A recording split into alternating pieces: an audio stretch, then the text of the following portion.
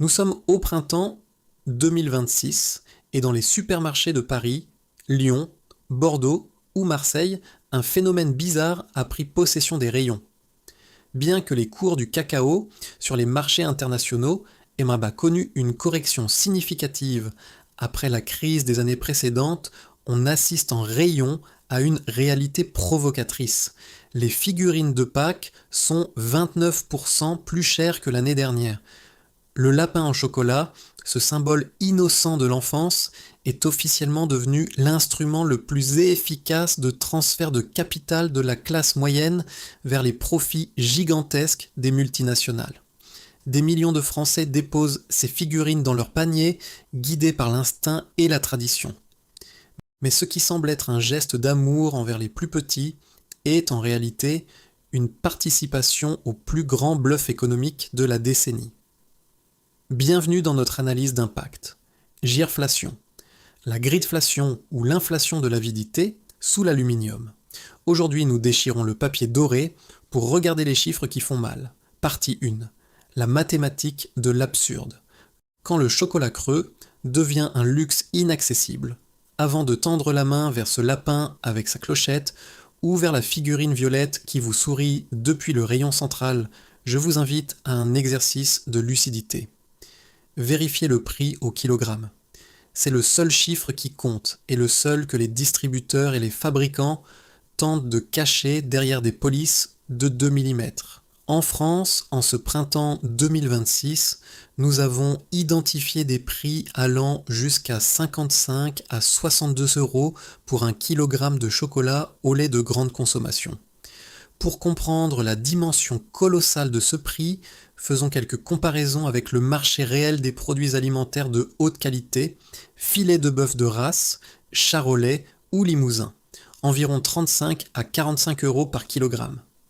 Saumon sauvage d'Écosse, environ 30 à 40 € par kilogramme.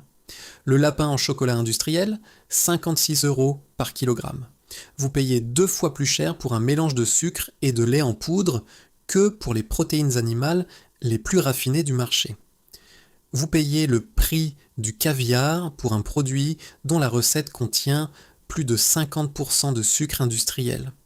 C'est une anomalie économique que nous n'acceptons que parce qu'elle est joliment emballée.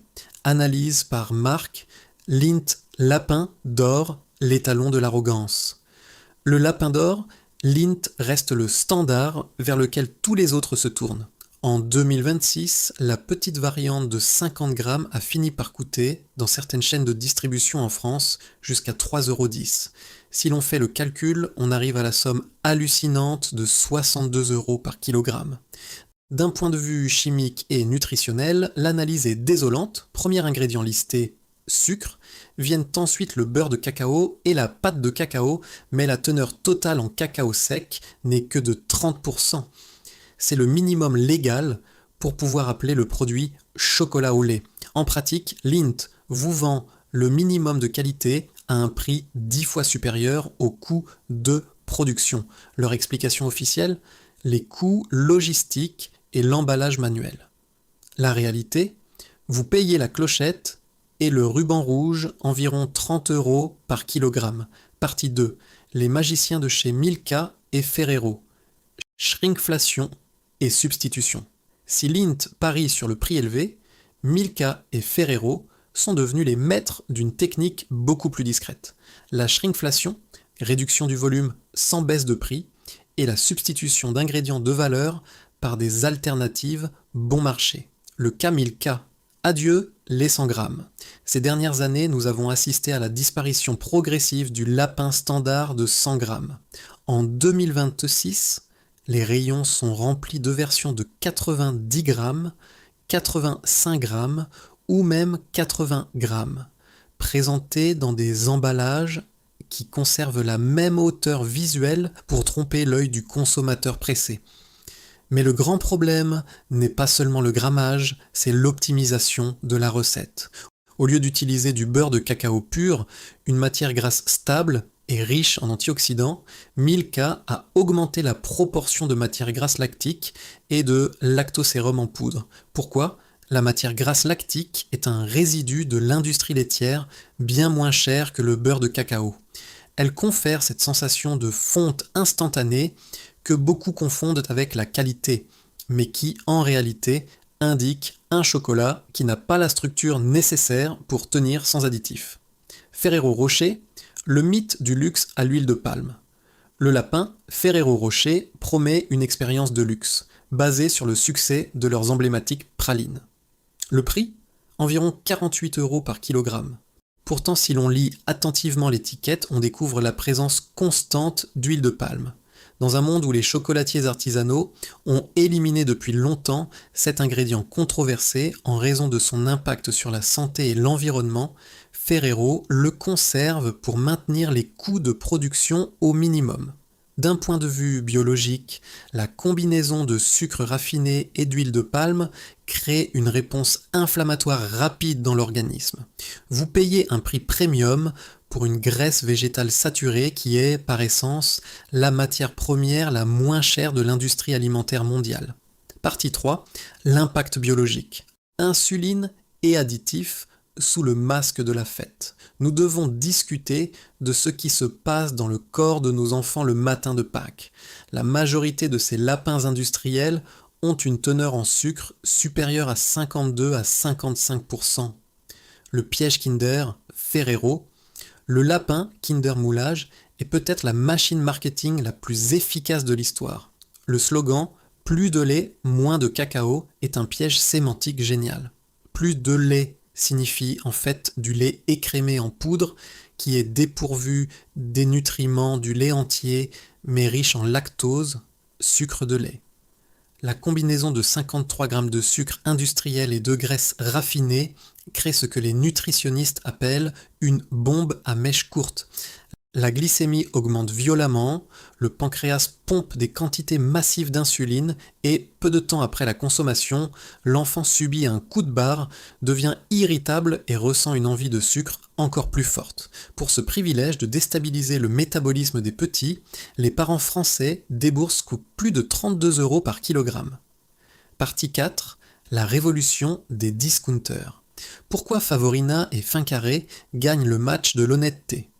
Dans ce paysage dominé par l'avidité, un phénomène surprenant a lieu sur le segment du discount Lidl Aldi. Leurs marques propres, telles que Favorina ou Auster Fantasy, offrent un choc de réalité à l'industrie des grandes marques. Notre analyse en laboratoire et des étiquettes a révélé une vérité inconfortable pour les géants. Le lapin à 1,80 € du discounter a souvent une liste d'ingrédients identiques, voire supérieure à celui vendu 6 € par les marques célèbres. Prix discounter, environ 11 à 13 € par kilogramme. Prix de marque, environ 50 à 62 € par kilogramme. Comment est-ce possible ? Les discounters ne paient pas des budgets de milliards d'euros pour des publicités avec des lapins animés et n'utilisent pas d'emballage avec des inserts métalliques coûteux. De plus, des marques comme Fincarré, Lidl ont fait des pas de géant vers la durabilité en utilisant exclusivement du cacao certifié Fairtrade, offrant ainsi de meilleurs prix aux agriculteurs d'Afrique, alors que les marques de luxe luttent encore contre des accusations d'exploitation dans leur chaîne d'approvisionnement. Si vous choisissez un lapin de discounter, vous obtenez la même bombe de sucre, mais à un prix qui reflète la valeur réelle des ingrédients, pas la taille de l'ego du département marketing. Partie 5. La vraie alternative. La qualité qui mérite l'investissement. Si vous voulez vraiment offrir un cadeau de Pâques qui soit un upgrade et non une arnaque, vous devez chercher en dehors du circuit commercial de masse. En 2026, le segment bio et bean-to-bar en France a énormément progressé. Des marques comme DM Bio ou ses équivalents en magasin bio ou les chocolatiers artisanaux locaux proposent des produits qui redéfinissent le standard. 1. Sucre brut au lieu du sucre blanc. Le sucre de canne non raffiné conserve une partie de ses minéraux et possède un profil aromatique bien plus complexe. 2. Véritable vanille bourbon.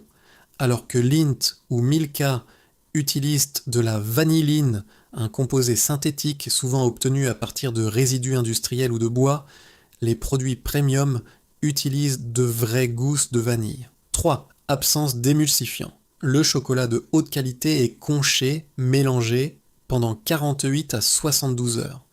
Ce processus mécanique rend inutile l'ajout de lécithine de soja ou d'autres émulsifiants qui peuvent affecter la flore intestinale. Un lapin bio de qualité supérieure peut coûter 25 à 35 euros par kilogramme. C'est la moitié du prix du lapin Lent pour une qualité nutritive et gustative 10 fois supérieure. C'est le seul choix logique pour un consommateur informé. Partie 6. Le guide de survie du consommateur fier. Pour ne pas être les victimes du grand bluff de l'aluminium, cette saison, nous vous proposons le plan d'action suivant. 1. La règle d'or du kilogramme. Ne vous laissez pas tromper par les prix du type 2,99 €. C'est une barrière psychologique. Regardez l'étiquette en rayon où l'affichage du prix au kilo ou pour 100 grammes est obligatoire. Si celui-ci dépasse 20 €, reposez le produit. Il n'existe aucune justification technologique pour un prix supérieur, si ce n'est le profit pur. 2. La stratégie de la tablette. Si votre famille aime le goût d'une marque précise, disons Lindt ou Milka, achetez la tablette classique de 100 grammes. Lors des campagnes de Pâques, les tablettes sont souvent en promotion, autour d'1,20 €. Achetez 10 tablettes et vous les aurez à un prix de 12 € par kilogramme. Achetez le même chocolat sous forme de lapin et vous paierez 56 € par kilogramme. La forme creuse du lapin vous coûte pratiquement 44 € de plus par kilogramme. C'est l'air le plus cher que vous achèterez jamais. 3. Le détective d'ingrédients. Avant d'acheter, parcourez les 3 premiers ingrédients. Si l'ordre est sucre, graisse végétale, palme, karité, lait en poudre, vous avez en main un produit de qualité inférieure. Cherchez les produits où le beurre de cacao arrive en deuxième position et où aucune graisse étrangère n'apparaît. 4. Le boycott de la shrinkflation. Si vous voyez un lapin qui ressemble à celui de l'an dernier, mais qui fait 85 grammes au lieu de 100 grammes, ne l'achetez pas.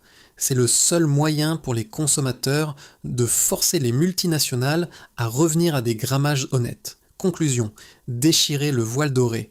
L'industrie des confiseries de Pâques en 2026 mise sur une seule chose, la culpabilité des parents et l'amour des grands-parents. Ils savent que vous ne refuserez pas un plaisir à un enfant devant un rayon brillant. Mais être un bon parent, c'est aussi être un consommateur responsable. Ne laissez pas les profits des multinationales croître sur le dos de la santé de vos enfants et de votre travail acharné. Pâques est une fête de renouveau et de communauté, pas une validation de l'avidité industrielle masquée sous de l'aluminium doré. Cette année, choisissez l'honnêteté, choisissez le juste prix, déchirez l'emballage et regardez au-delà. Nous vous invitons dans la section commentaires. Avez-vous trouvé des lapins qui dépassent le seuil des 60 € par kilogramme dans votre ville ? Envoyez-nous vos photos et la localisation. Cartographions ensemble cette carte de l'avidité et forçons la transparence que l'industrie évite avec tant de soin.